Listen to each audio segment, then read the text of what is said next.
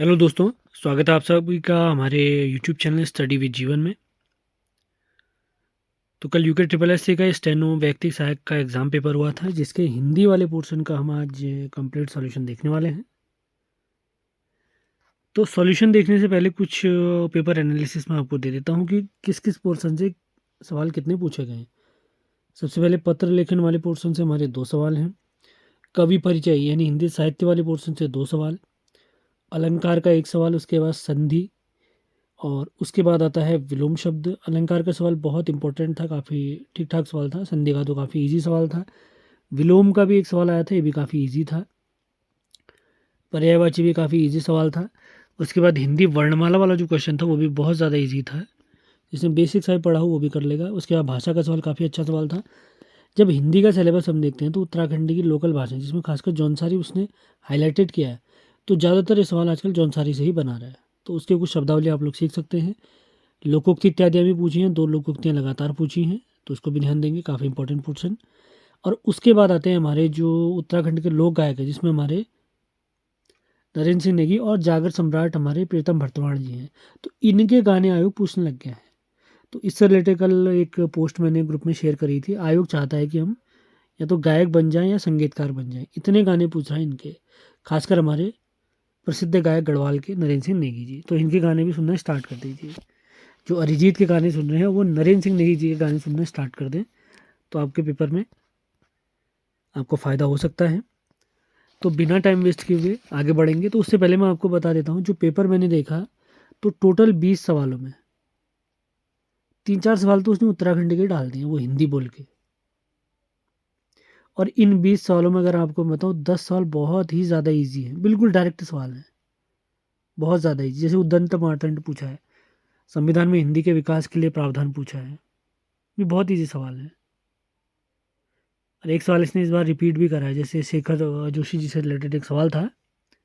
तो वो सारा पोर्शन हम कवर करने वाले हैं, ध्यान से सुनना है। जहाँ पर मुझे डाउट होगा वो मैं छोड़ दूंगा, वो आयोग पर निर्भर है, आयोग क्या जवाब देता है। बाकी कमेंट बॉक्स में उसका आंसर आपको बता दिया जाएगा। आगे बढ़ते हैं, पहला सवाल देखते हैं। उदंड मार्तंड इस पत्र का प्रकाशन वर्ष है। उदंड मार्तंड, तो इसका सही जवाब है ऑप्शन नंबर ए, 1826। अगला सवाल, सूची 1 को सूची 2 से मिलाना है, जो मैं भी बता रहा था आप लोग को। तो यहाँ पर दिया है जैसे सिल्की बांधी किसका गाना है, उसके बाद ओटुआ बेलैंड, ये गाने मैंने ग्रुप में भी शेयर करे हैं हमारे व्हाट्सएप चैनल में, आप देख सकते हैं। मोहना तेरी मुरली, सोना गाँव की बांध। अब सिल्की बांध, ये सारा पोर्शन अगर हम चेक करते हुए चलते हैं, ऑप्शनों की तरफ भी आगे बढ़ते हैं,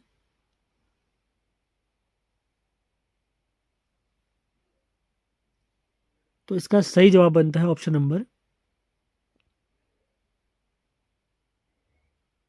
सी, सिल्की बांध, मंगलेश डबराल। उसके बाद आता है ओटुआ बेलैंड, ये गढ़वाली गायक हैं, तो इसका सही जवाब बनता है प्रीतम भरतवाण जी। उसके बाद मोहना तेरी मुरली, मोहना तेरी मुरली, ये हमारे नरेंद्र सिंह नेगी जी का है। इसी प्रकार 16 की बांध, ये हो गया साहब सिंह रमोला जी का। तो सवाल काफ़ी अच्छा था, काफ़ी टफ था, खासकर जिनको इन लोक गायकों के गीत समझ में नहीं आते या सुने नहीं है उनके लिए तो काफ़ी टफ था। अगला सवाल काफ़ी इजी सा है। अनुधन आय अनुवय बनता है, उक्त उदाहरण किस संधि के नियमानुसार होगा। काफ़ी इजी सा सवाल है, डायरेक्ट सवाल पूछा गया है। ऑप्शन 20 का सही जवाब है यण संधि। आगे बढ़ेंगे अगले सवाल की तरफ। संविधान की किस धारा के अनुसार संघ का कर्तव्य होगा कि वह हिंदी भाषा के प्रसार बढ़ाने का विकास करे, यानी उसको बढ़ाने के लिए कार्य करे, हिंदी के विकास के लिए कार्य करे। तो इसका सही जवाब है आर्टिकल 351। आर्टिकल 351। अगला सवाल काफ़ी इंपॉर्टेंट सवाल है। निम्नलिखित कथनों पर विचार कीजिए। बाजूबंद एक प्रेम गीत है, बिल्कुल सही। छोपती स्त्री पुरुषों का सम्मिलित मंडलाकार नृत्य होता है गोला बनाकर, बिल्कुल सही। खुदेड़ गीत विवाह के अवसर पर दुल्हन की विदाई के समय गाए जाते हैं, नहीं, विवाह के बाद गाए जाते हैं जब वो घर आती है, तो ये गलत हो गया। अगला है मंगल गीतों का गायन जागर के समय, नहीं, मांगलिक कार्यों में किया जाता है। तो इसके हिसाब से अगर देखें तो ऑप्शन 1 और 2 बिल्कुल सही है, यानी ऑप्शन ए इसका सही बनता है, जिसमें 3 और 4 गलत है, 1 और 2 बिल्कुल सही है। अब पत्र लेखन का एक सवाल देख सकते हैं, वैयक्तिक पत्र के उदाहरण है कौन कौन से हैं। तो डायरेक्ट अगर ऑप्शन की तरफ मैं बढ़ता हूं तो ये में देखने लग जाते हैं, निमंत्रण पत्र, शोक पत्र और बधाई पत्र। अब परिपत्र देखो तो ये सरकारी पत्र के अंतर्गत आता है, आदेश पत्र भी ये सरकारी पत्र के अंतर्गत आता है, ऑफिशियल पत्र के अंतर्गत। 86 का ऑप्शन सी सही जवाब है। अगला सवाल है, कारण के रहते हुए भी कार्य का न होना किस अलंकार का उदाहरण है। तो इसका सही जवाब विशेषोक्ति। वैसे यूजुअली हमने एक सवाल बहुत बार देखा है, कारण के न रहते हुए भी कार्य का होना, तो वहां पर होता है विभावना।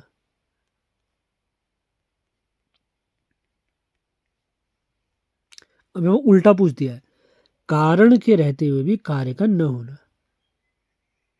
तो इसका सही जवाब हो जाता है विशेषोक्ति। आगे बढ़ते हैं, वह अभियुक्ति, ये पत्र लेखन का एक सवाल है, वह अभियुक्ति जो किसी पत्र के प्रारूप से लेकर उसके निस्तारण तक अधिकारियों द्वारा लिखी जाती है, स्टार्टिंग से लेकर एंड तक टिप्पणी की जाती है, नोटिंग की जाती है, तो इसका सही जवाब है टिप्पण। आगे बढ़ते हैं, पत्र लेखन के 2 सवाल हमसे पूछे गए यहाँ पर, निम्न सूची 1 को सूची 2 से सुमिलित करते हुए कूटों में से सही उत्तर का चयन करें।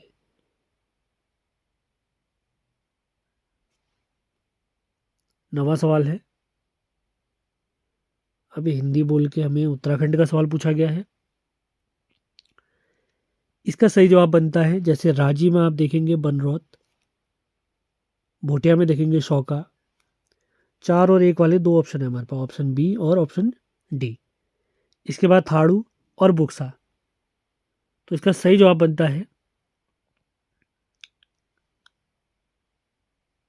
ऑप्शन नंबर डी, बोक्सा चल जाएंगे कुरी। यानी इसके ऑप्शन अगर मैं देखूँ तो 4132 बिल्कुल सही होने वाला है, ऑप्शन नंबर डी 4132। मैं किसी भी सवाल में कोई चेंज होता है तो उसको मैं अपडेट कर दूंगा। आगे बढ़ते हैं, ये सवाल रिपीटेड सवाल है, कई बार पूछा है आयोग ने, क्योंकि ट्रिपल एससी द्वारा चिल्ड्रन फिल्म सोसाइटी द्वारा किस कहानी पर फिल्म बनाई गई है। इसका सही जवाब है शेखर जोशी की दाजू रचना पर। आगे बढ़ते हैं, सूची 1 को सूची 2 से मिलाना है, काफी इजी सा सवाल है, विलोम शब्द। सूची 1 सूची 2, खंडन का मंडन, इससे हम पकड़ सकते हैं। जैसे आगामी का होता है विगत, तो 3 से स्टार्ट 4 पर खत्म, कौन सा ऑप्शन है, 3 से स्टार्ट 4 पर खत्म, ऑप्शन बी है।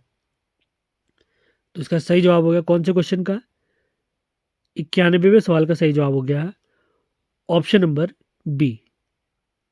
आगे बढ़ते हैं, निम्न में से कौन सी पत्रिका है, सबसे टफ सवाल आज के पेपर का, कौन सी पत्रिकाएं कुमाऊनी भाषा में प्रकाशित की जाती थी। इसका सवाल, इसका आंसर मैं अभी नहीं दे पाऊंगा क्योंकि काफ़ी टफ सवाल है। अब इसके लिए आयोग का आंसर की का इंतज़ार करते हैं। आगे बढ़ते हैं, सूची 1 को सूची 2 से मिलान करना है। सवाल बहुत इजी से हैं, ऐसा नहीं है कि बहुत टफ है, बस सिर्फ मिलान की वजह से हमने घबराना नहीं है, ध्यान से सुनना है इनको। सबसे पहले हम देखते हैं जो हमारा हुड़की बॉल है, हुड़की बॉल यह कृषि गीत, तो 3 से स्टार्ट होने वाले ऑप्शन ढूंढते हैं सबसे पहले हम। तो 3 से स्टार्ट होने वाला हमारा एक ही ऑप्शन है ये। और बिटमणि गीत कौन सा हो गया, विवाह गीत हो गया। न्योली, न्योली हम जानते ही हैं विरह गीत है। और उसके बाद झोड़ा क्या हो गया, झोड़ा है नृत्य गीत। आगे बढ़ते हैं, यहाँ पे पर्यायवाची पूछा है, निम्न में से आयुष्मान शब्द का शुद्ध पर्यायवाची युग्म चयनित कीजिए। आयुष्मान भव आपने सुना होगा जब आशीर्वाद देते हैं हमारे बड़े बुजुर्ग में, तो इसमें है चिरायु, दीर्घायु और चिरंजीवी। आगे बढ़ते हैं अगले सवाल की तरफ। ये भी काफ़ी इंपॉर्टेंट सवाल लग रहा है, इस पर भी आयोग का ही आंसर की का इंतज़ार हम करेंगे 95वें सवाल में। लेकिन कुछ इसमें पॉइंट मुझे ऐसे लगते हैं सही हो सकते हैं इसी तरीके से। तो कथन क्या है, कुमाऊनी वाचिक परंपरा में लोकोक्तियों और मुहावरों का महत्वपूर्ण स्थान है। ये मौखिक परंपराएं लगभग सभी भाषी क्षेत्रों में एक रूपता प्रदर्शित करती हैं। कुमाऊनी और अन्यत्र समाजों में ये परंपराएं बराबर रूप से प्रचलित है। कथन को पढ़कर सही उत्तर का चयन कीजिए। कथन को पढ़कर सही उत्तर का चयन कीजिए। ऑप्शन देख लेते हैं। कुमाऊनी कहावतों में लाक्षणिकता और अन्य भाषाओं की कहावतों में नहीं है, ऐसा ज़रूरी नहीं है। कुमाऊनी में अन्य भाषाओं की कहावतों के नमूने पाए जाते हैं, हो सकता है ये। अगला है, अन्य भाषाओं की कहावतों में कुमाऊनी लोकोक्तियों के भाव निहित हैं, ये भी हो सकता है। अगला है, कुमाऊनी और गढ़वाली कहावतों में आपस में पर्याप्त भिन्नता है। अब इस सवाल में दो ऑप्शन ऐसे लग रहे हैं जो सही हो सकते हैं। अभी कौन से हैं ये आयोग पर ही निर्भर करेगा, वो जब आंसर की आएगी उसमें मैं हाईलाइटेड कर दूंगा। इससे पहले एक सवाल और छोड़ा था हमने, उसका आंसर भी आपको बता दिया जाएगा आंसर की के अनुसार। अभी जो आंसर मैं बता रहा हूँ मेरे अनुसार जो मुझे सही लग रहे हैं वो बता रहा हूँ, गलतियाँ होती हैं तो मैं उनको क्लियर कर दूंगा। सूची 1 को सूची 2 से मिलाने काफ़ी इजी सवाल है, वर्णमाला से रिलेटेड है। कंठ कौन कौन से हैं, क ख ग घ। तालब्य, तालब्य के अंतर्गत कौन से आते हैं, च छ ज झ, यानी 1 उसके बाद 4। 1 और 4 वाला कोई ऑप्शन है, हाँ बिल्कुल है हमारे पास, ऑप्शन नंबर सी। कंठ तालब्य मूर्धन्य दंत, ये हमने पढ़ा हुआ है बहुत बड़ा तरीके से। इजी सवाल था, टाइम वेस्ट बिल्कुल नहीं करना है। तो भाषा से रिलेटेड एक सवाल आ गया है, जौनसारी भाषा में मेहमान को क्या कहा जाता है। पाहुन और पाहुना तो बिल्कुल भी नहीं कहा जाता है, तो अलग हो गया। अब बचते हैं पौना या पावना। तो इसका सही जवाब बनेगा पावना, 97 का ऑप्शन नंबर डी। पौना तो हमारे कुमाऊनी में कहा जाता है, पौन आर्यन करके। अगला है 98वां क्वेश्चन है, इस प्रश्न में 2 कथन दिए गए हैं, इन दोनों कथनों का सम्यक परीक्षण करके सही उत्तर का चयन कीजिए। गले का हार होना, कथन 1। कथन 2 है, मंडू पोखिल आफी देखिल। मंडू वैसे हम कुमाऊनी में अगर करो मडवा कहते हैं, मडवा पोकील नहीं होता, फोकील होता है। फोकील मतलब गिरेगा, आफी देख मतलब अपने आप दिख जाएगा, मड़वा गिरेगा तो अपने आप दिख जाएगा। और गले का हार होना, तो इनका परीक्षण करके हमें सही उत्तर का चयन करना है। तो ऑप्शन क्या क्या है वो देख लेते हैं। कथन 1 और कथन 2 का एक ही भावार्थ है। अगला नहीं, दोनों अलग अलग हैं।